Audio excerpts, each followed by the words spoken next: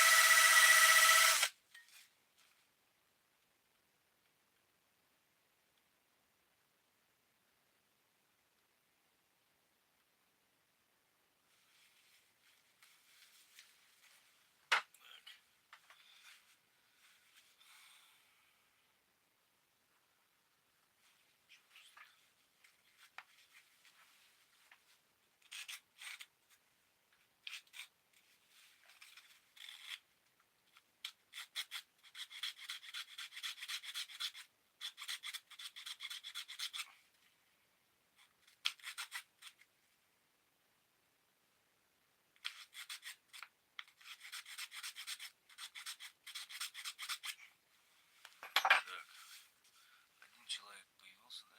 Ассаламу алейкум.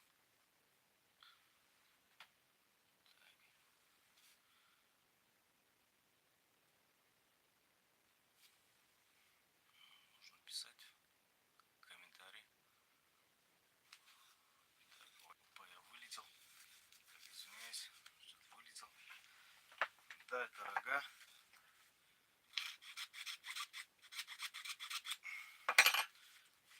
Хочу показать, вот так вот текстолитом я усилил. Вот. Я надеюсь, меня хорошо слышно. Так.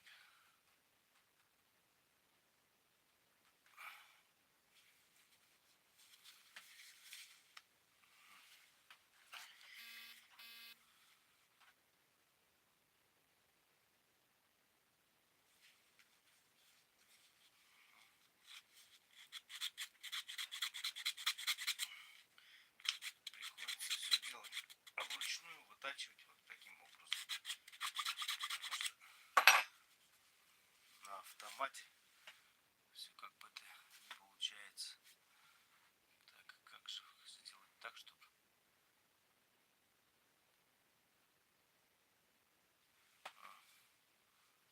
Альхамдулилля. Так, у нас это Рустам. Это Астрахань. По-моему, да? Салам алейкум, брат. Ну что ты там лук не начал еще делать?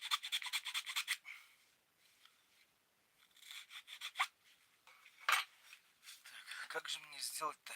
Я...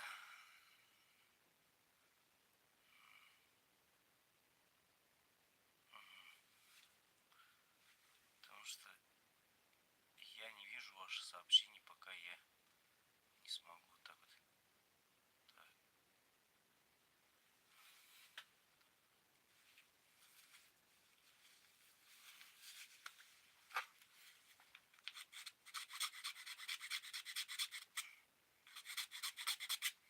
Так, кто у меня уже приобретал луки?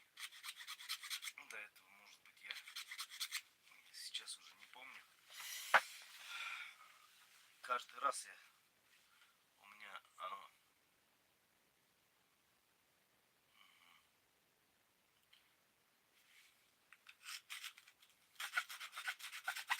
Хорошо. Там уже сам определишь, сколько фунтаж будет.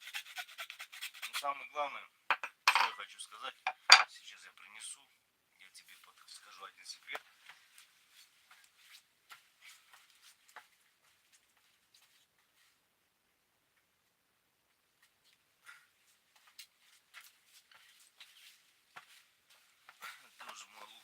брал, видел, наверное. Поэтому, когда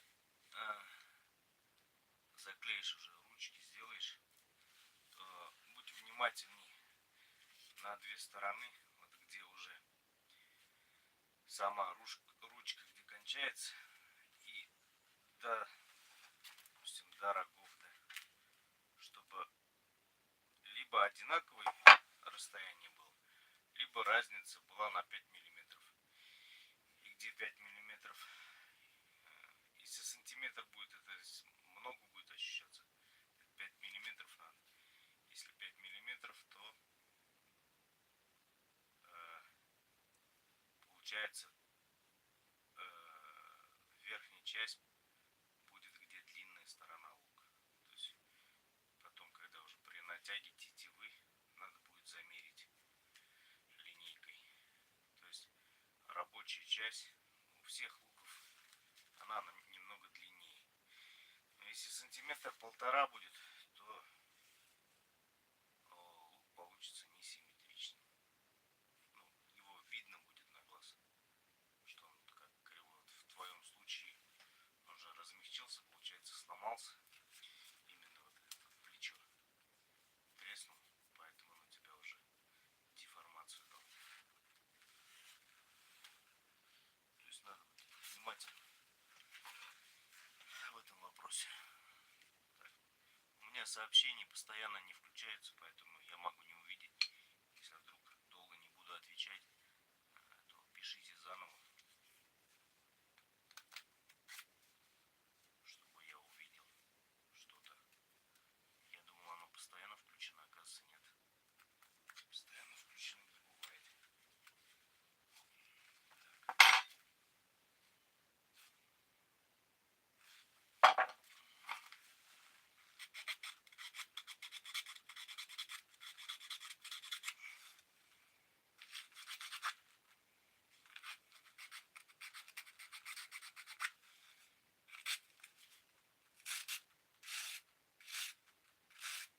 По-моему,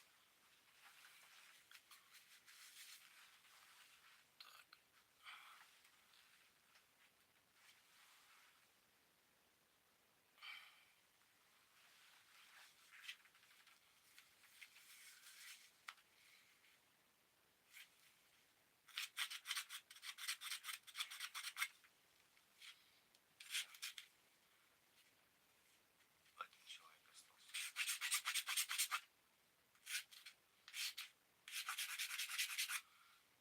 Наверное. Ну, неинтересно. Так-то я ссылку в телеграм-канал выкладывал.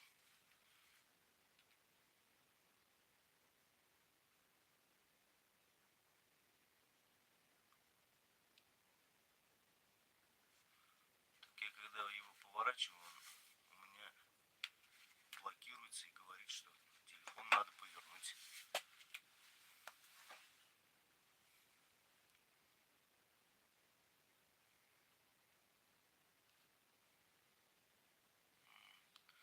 Киприн, чтобы увидеть сообщение и картинку, надо перевернуть телефон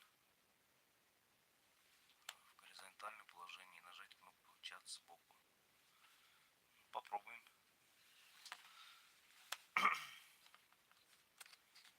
Попробуем.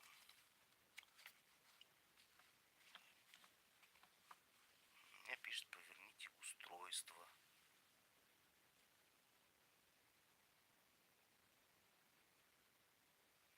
Так.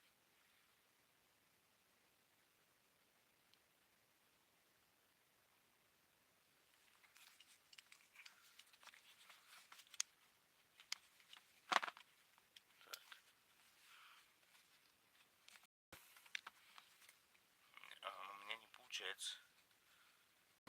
Я просто вижу ваши комментарии, когда вы пишете.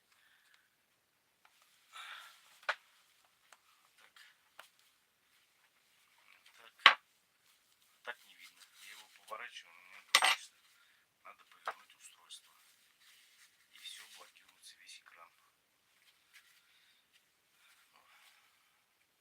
Я, конечно, не опытен прямые трансляции вести. До этого я пытался на телеграм-канале, но почему-то телеграм-канал не тянет и интернет плохо работает. Wi-Fi у меня тут не достает, приходится переходить на мобильный интернет. Мобильный интернет телеграм не тянет.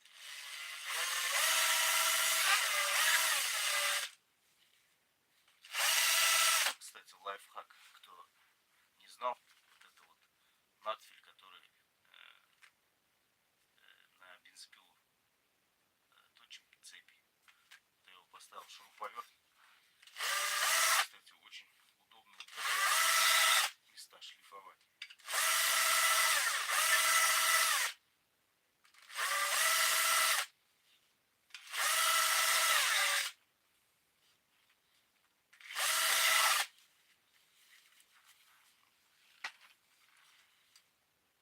Скоро весна, еще месяц зимы, и наконец-то будет возможность пострелять, потренироваться на улице. Эти морозы вообще всю работу остановили. Честно говоря, некоторые вещи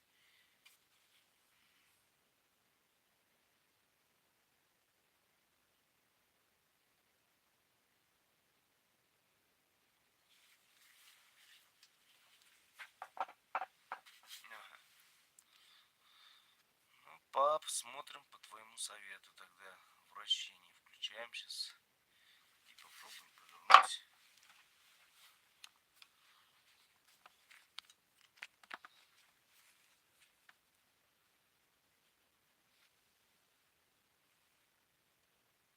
Но все равно оно пишет, как бы поверните устройство.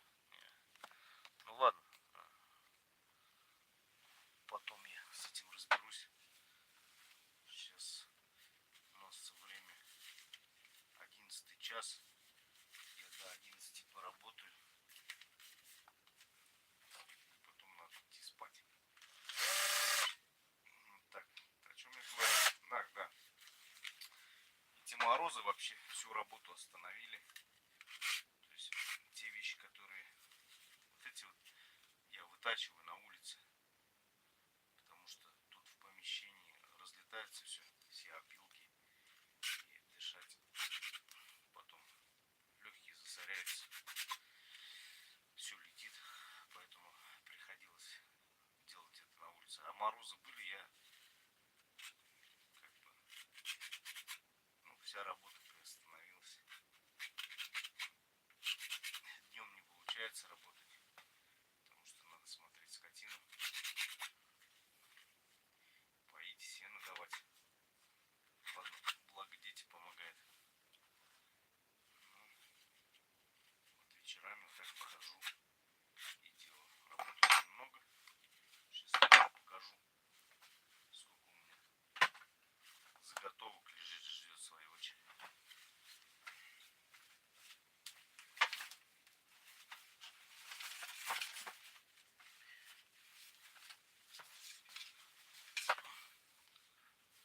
Вот даже вот этот детский лук. Еще один. Два взрослых лука. То есть, для них я еще рога не вытачивал. Но они готовы лежат. Просто их вот таким образом надо шлифовать. Вот еще один. На него еще текстолит не готовил. То есть текстолит я вставлю, чтобы рога не сломались. Так, что-то писали, я не увидел. Так.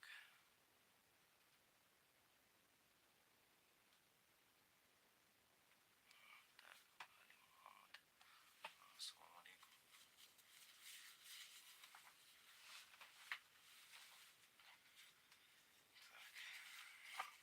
Более-менее готово.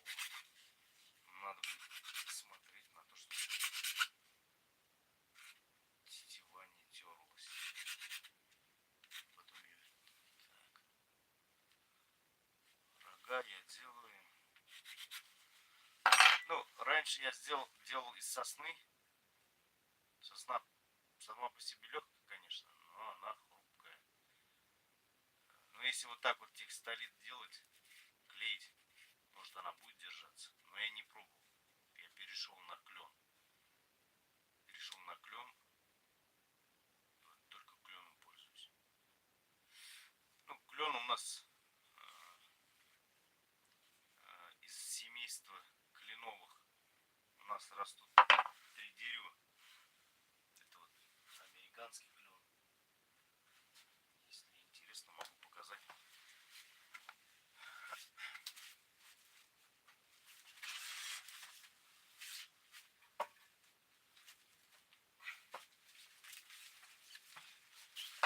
Вот он, американский клен. У него кора светлая. Ну, наверное, у нас как сорняк растет этот американский клен. Я как-то его срезал и сушил 2 года. Но он легкий, чем обычный такой клен. На нашем башкирском клене вот такие бывают черные полосы. Ну, это структура такая. Даже когда вытачиваешь, вот такие красивые рисунки бывают. Из-за вот таких вот черных. И потом есть еще, она у нас называется на башкирском харама. Тоже из семейства кленовых. Его, ну, он такой сильно волокнистое дерево для обработки. Ну, тоже как клен поддается, но он, наверное, скорее всего подходит, чтобы вообще полностью делать лук. Ну, я не пробовал, пока у меня сушится 2-й год. То есть я сушу, прежде чем работать, потому что сырое дерево, оно, если на печке принудительно сушить, оно свое свойство теряет. Это уже проверено на опыте. Поэтому я периодически каждый год, получается, там, не рублю, а бензопилой свалю дерево там, по 1,5 метра, по 2 метра привожу. Или кто-то привозит, допустим, если в лес едет. Ну, чтобы черви не попали. Ну, бывает, попадаются такие вот сухие деревья, куда червяки не попали, не дырявят. Если дырку сделали, уже все из этого дерева, как сказать, гарантии нету, что она долго прослужит. Так вот, надо смотреть, конечно. Ну, кто деревом занимается, они, может, знают лучше, чем я, наверное. Я рассказываю то, что я сам знаю. Ну, и через свой опыт что-то приобрел.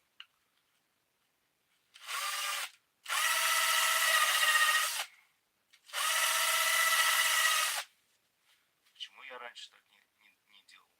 Сегодня только додумался. Да, а все вручную сидел. Вытачивал.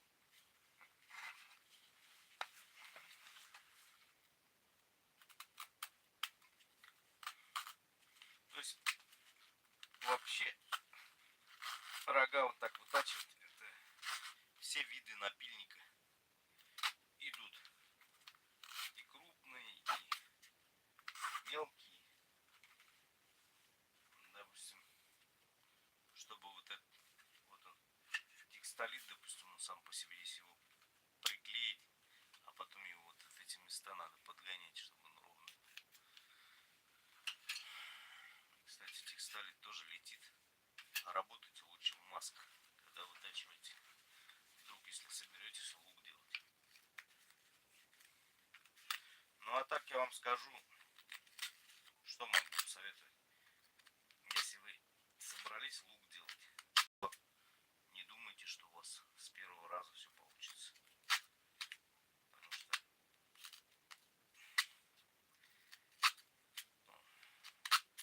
многое, чего не объяснишь, потому что это надо прочувствовать, увидеть. Так, поверхностно можно показать, рассказать, что и как. А сами характеристики, они вот уже выходит характеристика каждого лука, когда ты его уже сделаешь.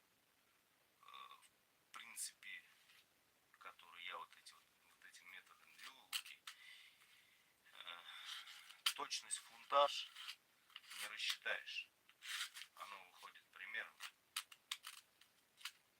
Поэтому это надо, такой разброс должен быть. Плюс-минус там 3-4 фунта. Ну, иногда бывает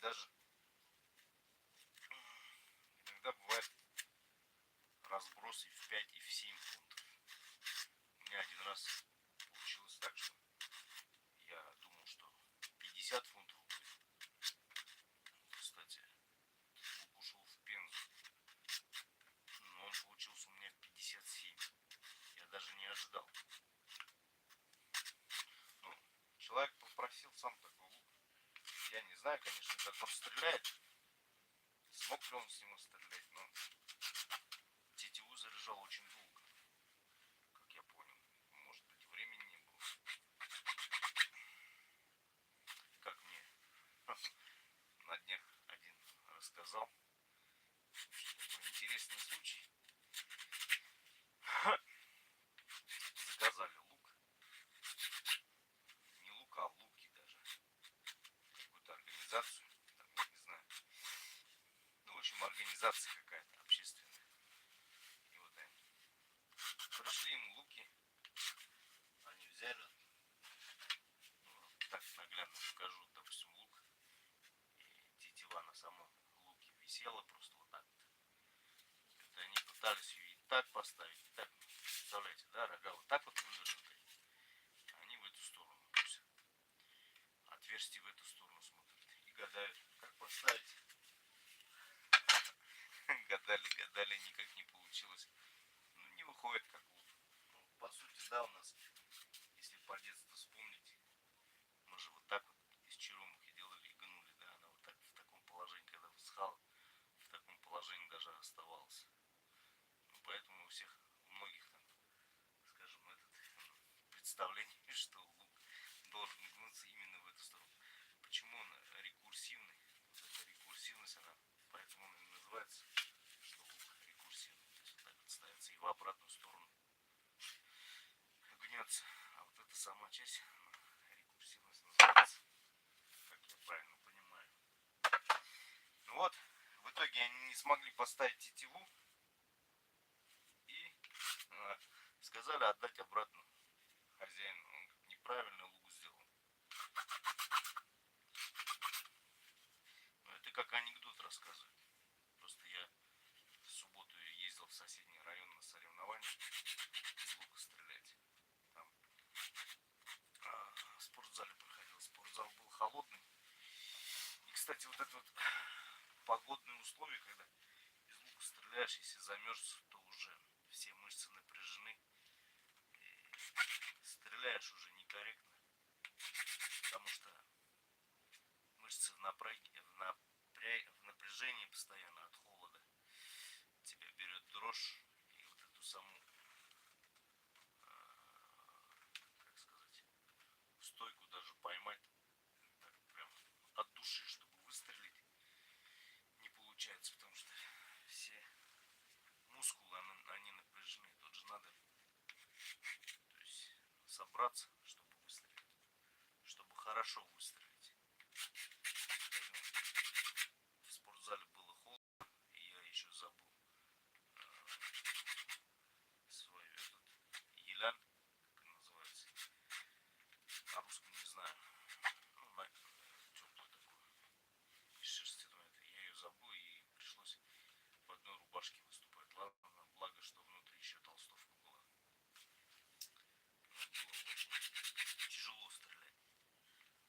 желания никакого такого не было. Но все равно третье место взял. Альхамдулилля. Первый раз, кстати. За всю историю моей стрельбы первый раз третье место взял. Ну, я больше, наверное, всего вот у меня уходит вот на эти вещи. Потому что я сижу, бывает, целыми днями, да, занимаюсь. А для тренировок у меня времени не остается. А дети, да, мои дети, они стреляют. Ну, когда на улице тепло.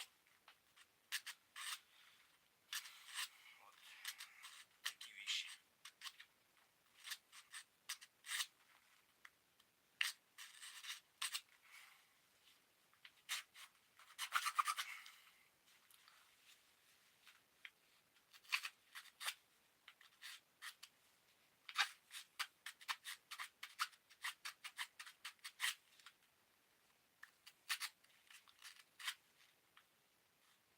Уже эфир 27 минут. Спрашивайте, задавайте вопросы. А то я почему-то словил паузу. Не знаю, что еще вам рассказать.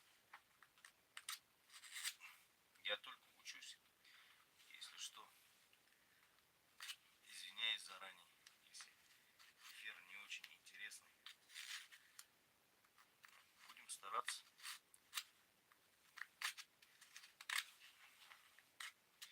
Просто там включать какой-то инструмент электрический, то, возможно, не будет слышно, что я говорю. Ну, в принципе, главное, чтобы видно. Кстати, я вот такой вот клей.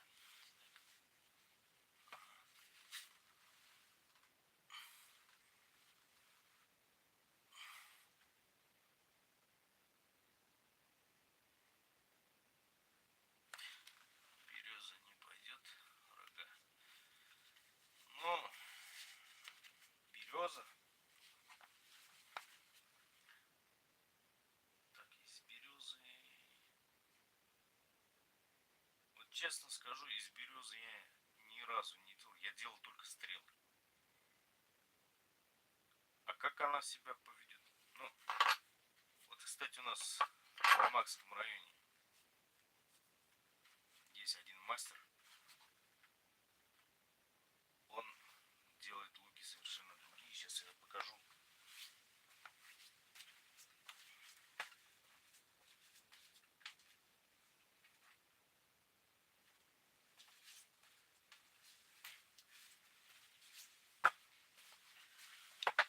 Вот лук таким образом вот сделан. Но ламинированный он из дерева. И вот это вот, кстати, береза. Березовый лук. Все полностью сделано из березы. Вот рога интересные. Такие мощные, толстые. У меня сыну я у него заказывал на 24 фунта. Он стрелял из стрелкового лука. И места занимает. Ну вот это чистое дерево. Чистое дерево. То есть снаружи и с этой стороны приклеены стекловолокно. То есть такие тонкие пластины, скажем. Вот. Если вот тут вот плечи полностью стеклоламинат, а это вот уже с дерева. Тут же вот, как я делаю, ручка и рога деревянные. То есть композитный такой. Но это тоже композит, потому что приклеен. Вот из березы сделано. В принципе, нормально. Но я не знаю, рога выдержит, не выдержит. Так-то, конечно, береза, она крепкое дерево. Ну, я думаю, Аллах Субхану Тааля не оставил местность без крепкого дерева. Обязательно в какой-то местности растет дерево.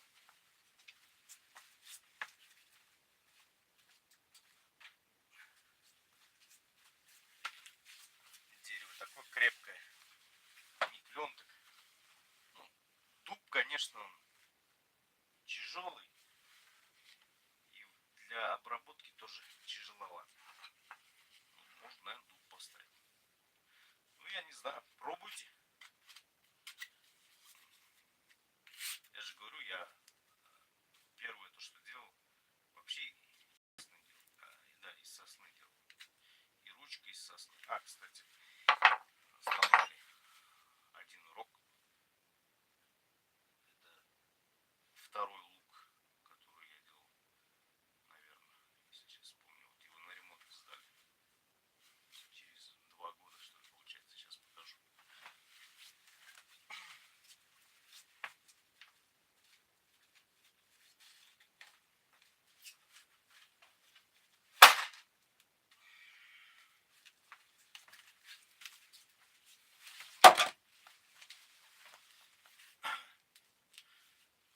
Вот сосновые рога. Они, правда, здоровенные такие. И ручка сосновая, крашеная. Просто тут его сломали, треснул, я его буду менять. А может, две стороны поменяю. Ну, первые вот такие вот у меня были рога, вот таким образом. Даже распил тут, видите, для тетивы. Не такой. Сейчас вот, как говорится, технология меняется. Ну и по толщине смотрите, да? А тут вот смотрите по толщине как. Все эти рога потолще.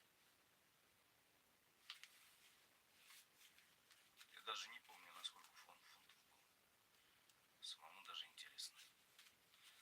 Ну, с него я на соревнования ездил. Потом я его... А, потом я его продал. И вот он мне, получается, какой 2 года? Даже 3 года, получается, пришел обратно на ремонт. Это случайно у меня лук забрали. Купили, говорит, у меня, говорит, сломанный лук есть. Я говорю, давай я отремонтирую. Вытаскивает этот, который я делал. Ну, еще и другой лук дали. Другого мастера.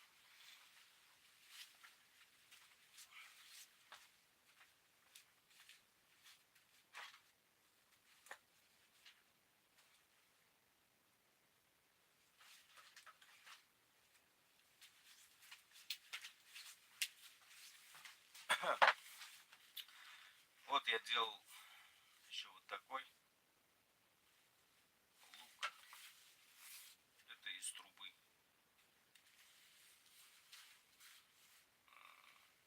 Этот, как он называется,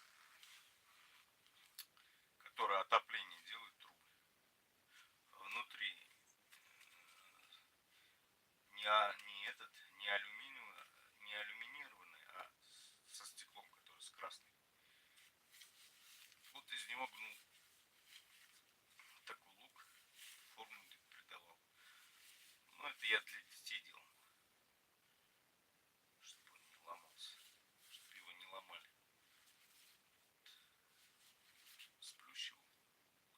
Ну, в интернете есть, я просто смотрел в интернете, как делают.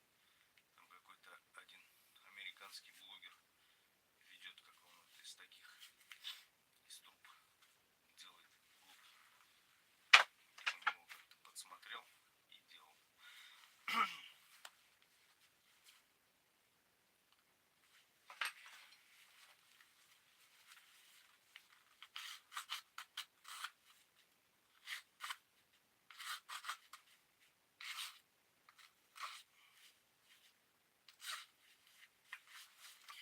Один человек остался.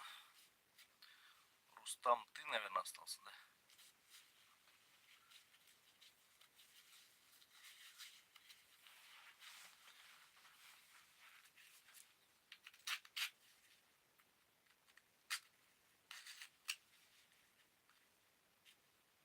Кстати, ты свой лук там не пробовал?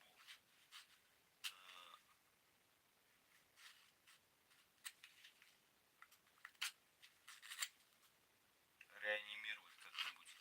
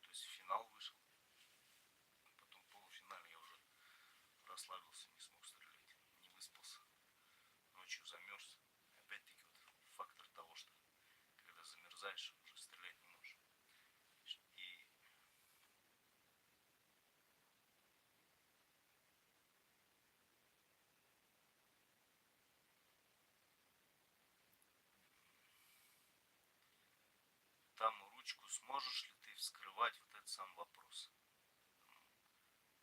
Если сможешь, то вот когда вскроешь, посмотри, я там, наверное, ручку тебе армировал. Если вот так вот заармировать, то, наверное, получится. А так, может, лучше заново сделать, если плечи, два плеча, если заказал, то лучше, да. Сейчас я принесу лук.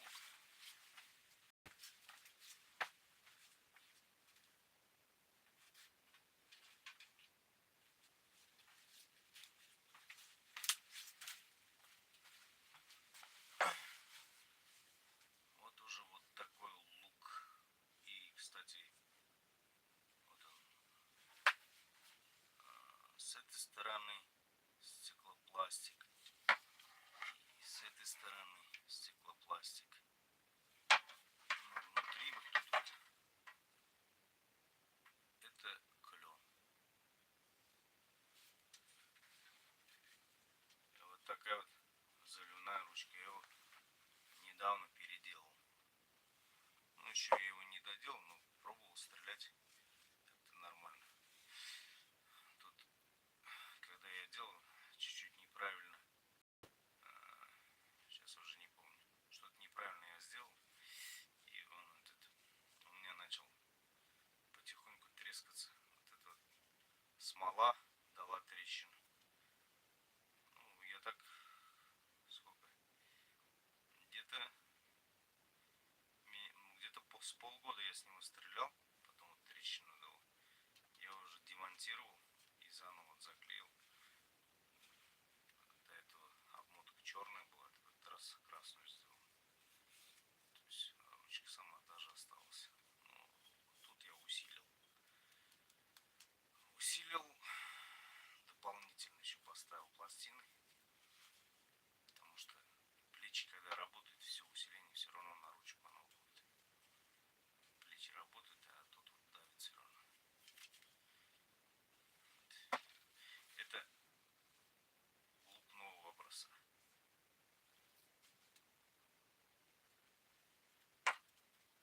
То есть, ну, пока такой никто не заказывал. Под заказ могу сделать, если кого интересует. У меня дети его называют пистолет. Действительно, у него скорострельность такая, как у шустрый. Характеристики: почти 41 фунт. Длина сейчас уже не помню. Позже потом посмотрю. В следующий раз напомните, я вам скажу, какая длина.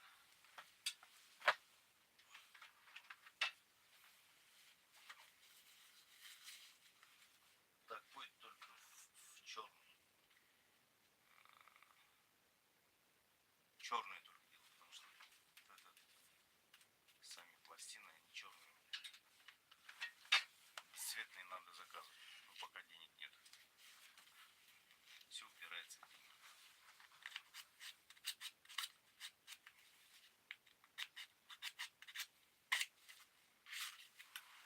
Я проморгал или не проморгал, что там написали. Так.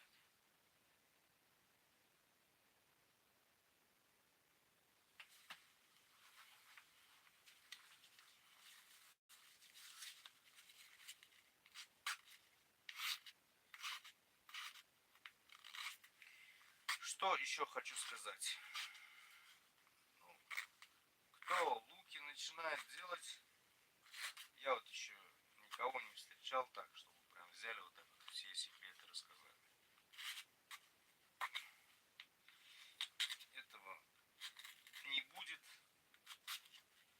Как ты мне один рассказывал, один тоже лукодел, который разработал свою методику, как-то он тоже обратился к тому, который уже лет 15, по-моему, делает луки. Сейчас я фамилию уже не помню. Вот он меня попросил: давай, говорит, меня научи делать луки. Тот ему ответил: я, говорит, в месяц сделаю на 100 000 рублей луки. То есть у него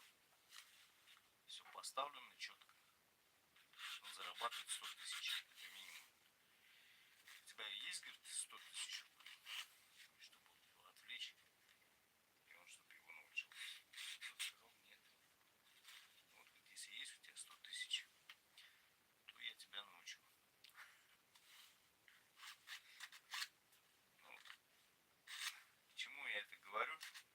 Просто, если соберетесь сделать лук,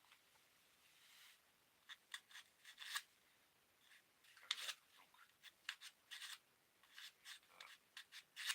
не думайте, что вам стопроцентно все прям расскажет и покажет.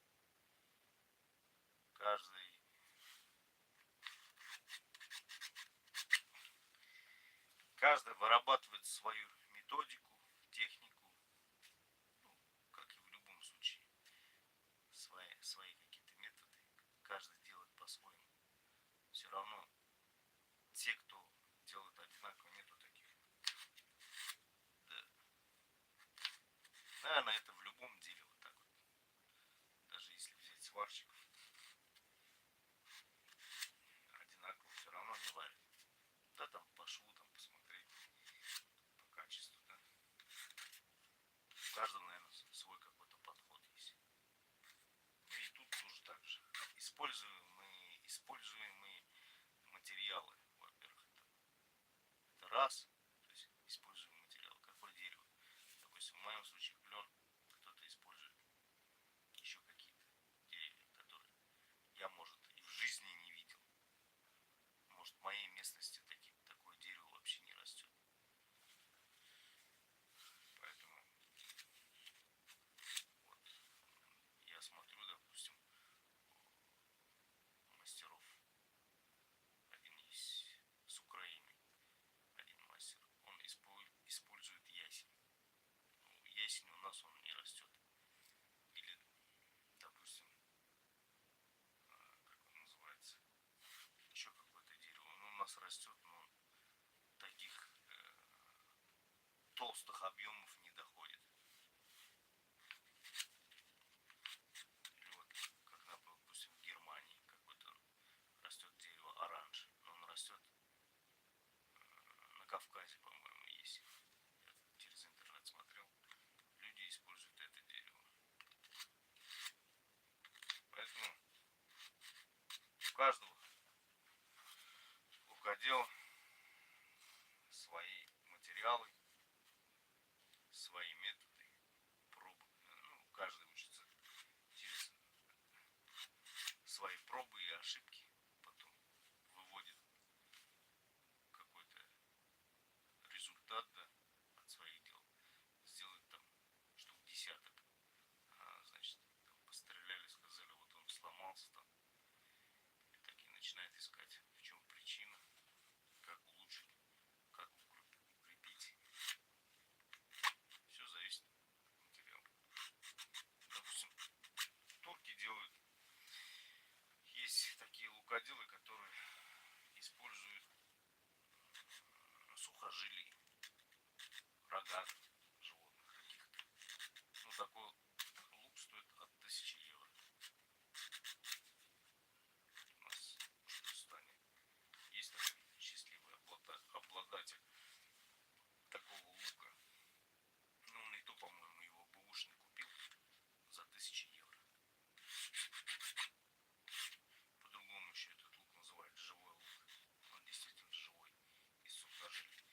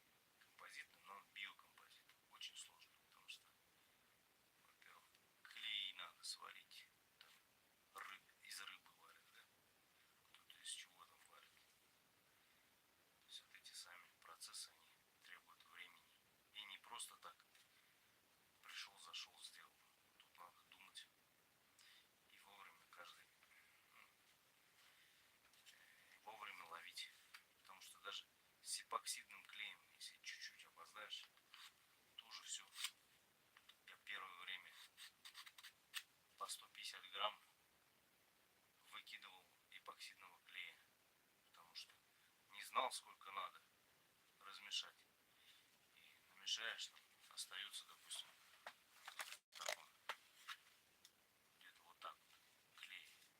И ты использовал, а дальше его не надо. А что с ним можно сделать? Ничего не сделаешь. Он пропадает. И приходилось выкидывать. То есть это тоже требует определенного опыта и навыка, чтобы работать с клеем. Вот есть вот такой клей момент. Я его вот использовал для стрел. Допустим, наконечник на такой клей сажал. Мне как-то один сказал, что вот самый хороший клей наконечник посадить вот на этот. И также перья клеить. Перья, да, держатся до какого-то периода. Во влажную погоду они все равно отлетают. А наконечник они не держат. Тоже если у меня стоит изолон. Такая мишень изолон, если жесткая. Она стоит. То есть попадает туда. Ее выдергиваешь. А наконечник остается. Потом еще вот этот, который с пистолетом. Обычно стержень ставишь. Вроде бы ничего, тоже ходит. Но бывают моменты, что вылетает. И как-то мне посоветовали вот такой клей. Космос. Так. Космо называется. Ну и китайский я брал 400-е. Все равно вылетает. Я не знаю, как крепить наконечник, чтобы он не вылетал. Какие только клеи не перепробовал, как мне только не советовали, они все равно вылетают. И даже в зимнее время, особенно в зимнее время, когда мороз, изолон замерзает, стрела туда попадает, когда вытаскиваешь, хоть ты какой клей используй, но все равно там остается наконечник. Поэтому, как мне посоветовали, я купил вот такую силиконовую смазку. Ты ее брызгаешь в зимнее время силиконовой смазкой. И она выдергивается, наконечник не остается.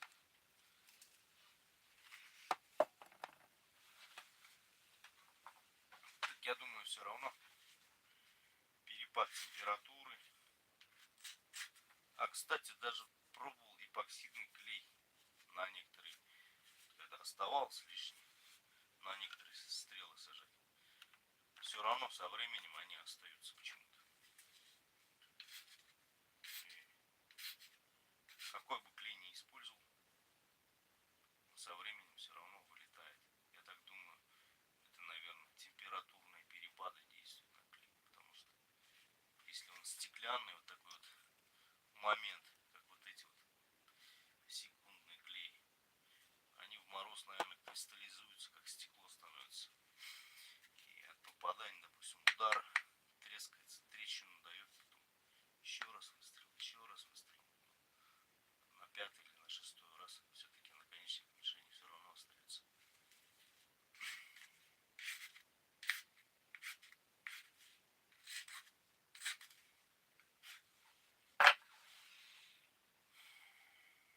Так.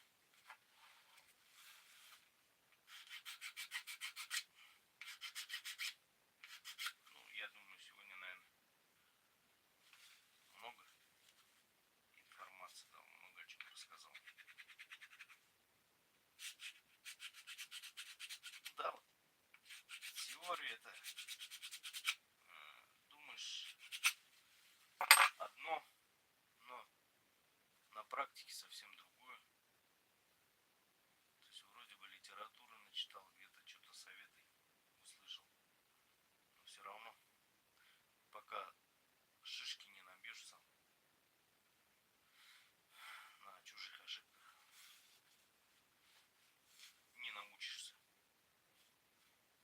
Вот так я скажу.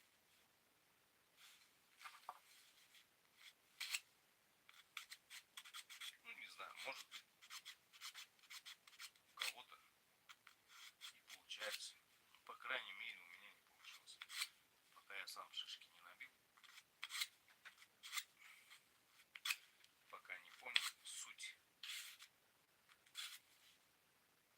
также при стрельбе, я не знаю, наверное, бывают люди прирожденные стрелки, снайперы, скажем, стреляют буквально 2 месяца и уже так стреляет, а ты даже за 2 года так не научился стрелять, как он стреляет.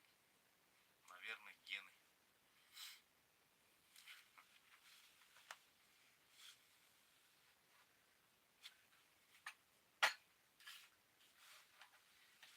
Самое сложное в этом, то что рога вот тут вот сделать прямо, чтобы они стояли.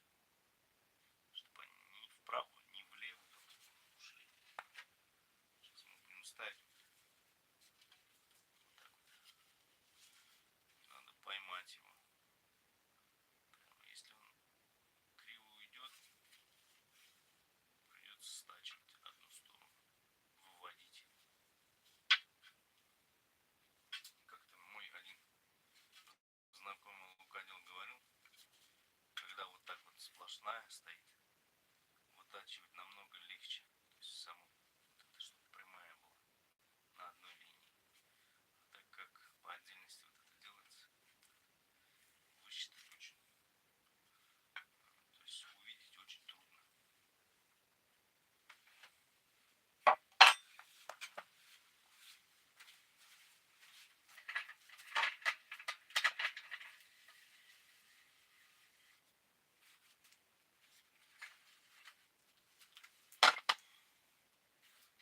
Обычно я вот так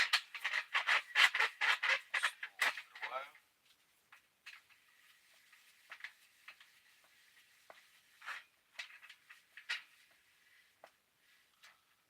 Так вот зажимаю.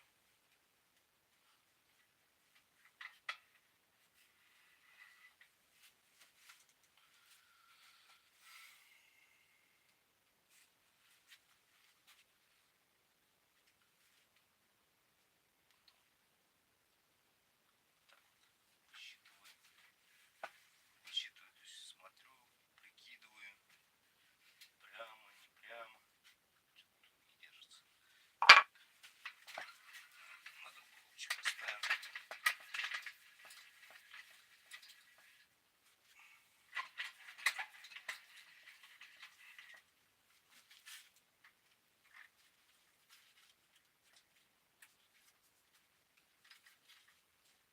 Ну, тут можно использовать тиски. Вот у меня маленькие есть на запас.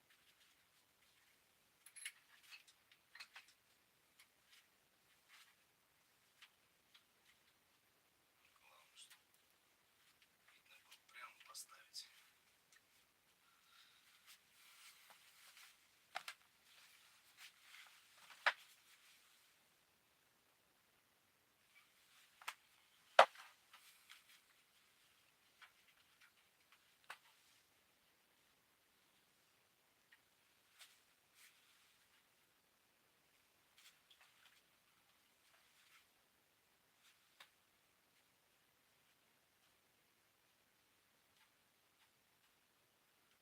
Секрет в чем?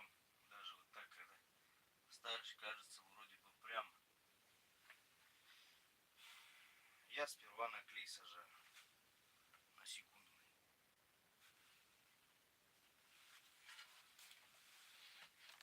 И потом смотрю, прямо не прямо. Если не прямо, приходится разбирать, то есть отклеивать. Отклеиваю. И потом, где криво сидит, оттуда убираю лишнее, затачиваю как надо. Потом заклеиваю обратно.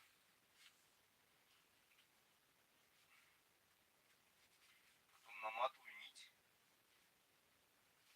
Бандаж делаю.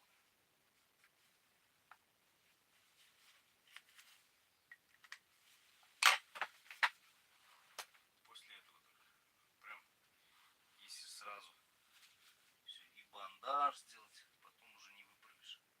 Все равно придется разбирать.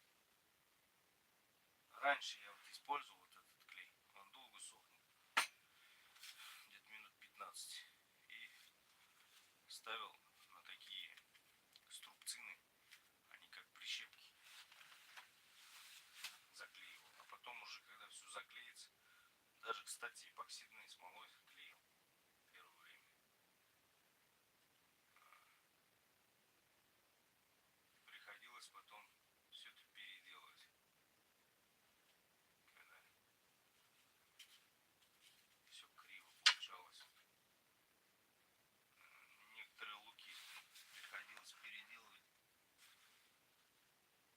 3-4 раза, чтобы достичь более-менее такого хорошего результата. Ну, конечно, есть люди, которые из кривых луков хорошо стреляют. То есть главное понять, как вылетает стрела, как говорится, характеристики какие. Можно стрелять. Ну,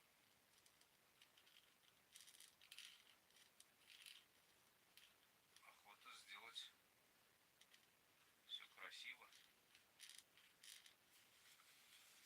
чтобы все четко было.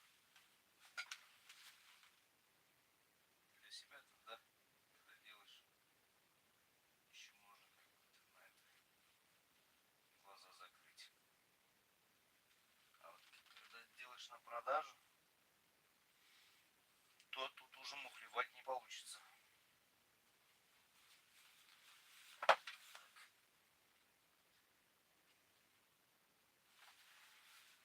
Посадили.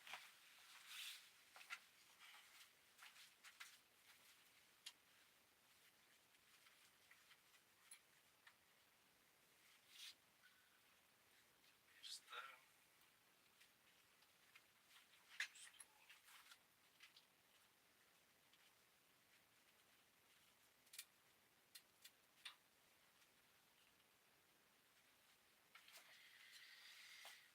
Будем посмотреть.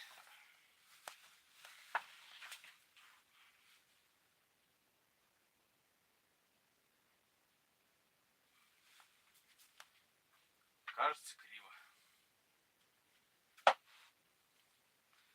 Ну, у меня, я не удивляюсь, у меня с первого раза никогда не получалось эти рога приклеить, чтобы прям идеально сидеть.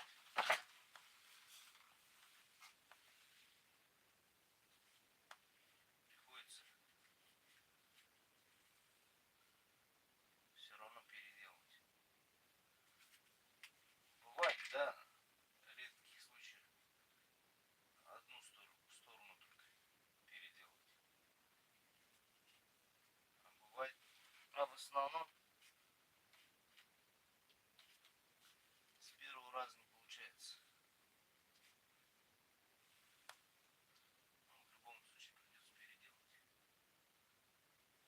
Потому что сразу видно, что тут даже вот неровно. Надо все равно убирать.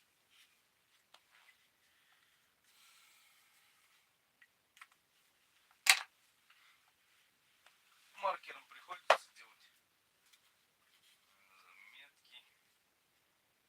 Так все равно ты его, допустим, на такой клей, его надо сажать быстро. Поэтому не получится его там поправлять.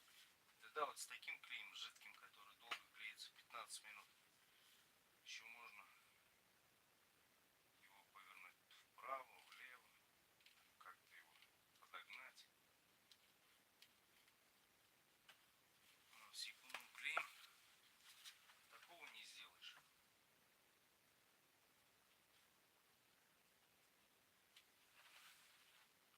И, кстати, работайте в перчатках.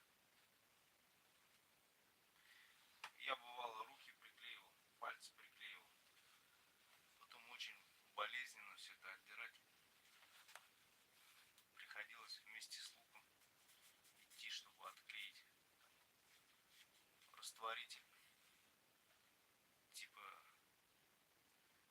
там растворитель, который краски растворяет там. Или там пена растворяет. Бесполезно. Этот клей вообще ничем не растворишь. Если он приклеился, то приклеился, все окончательно. А бывает так, что изделие не приклеивается, а пальцы быстро приклеиваются.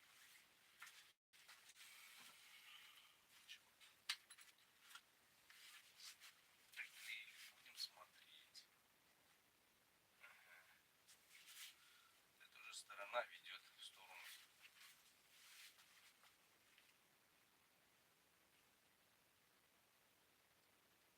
Этот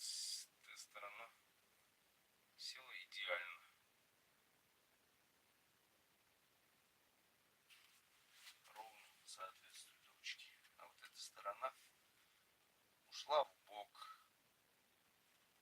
То есть она вот так наискосок. Придется переделать. Придется отклеивать. Еще понять. Надо метку поставить. Смотреть, на какую сторону она повернулась.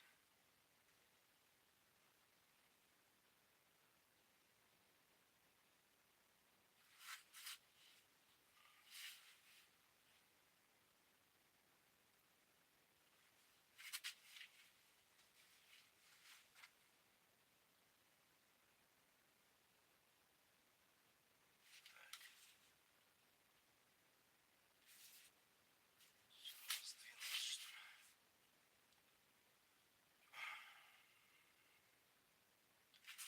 Это, кстати, процесс такой самый мучительный. Когда еще кажется ровно, неровно. Не узнаешь. Самый мучительный процесс. Знаешь, как угадать.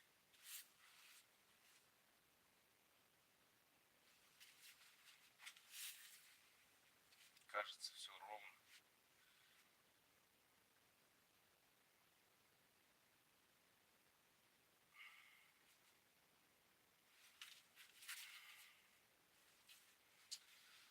Да ладно. Ставим на потом.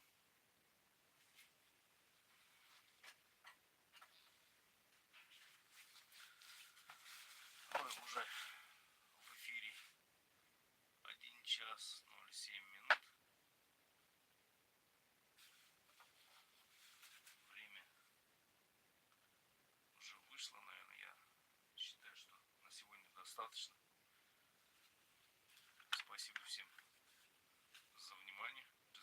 Джазакумул хайран. Иншаллах.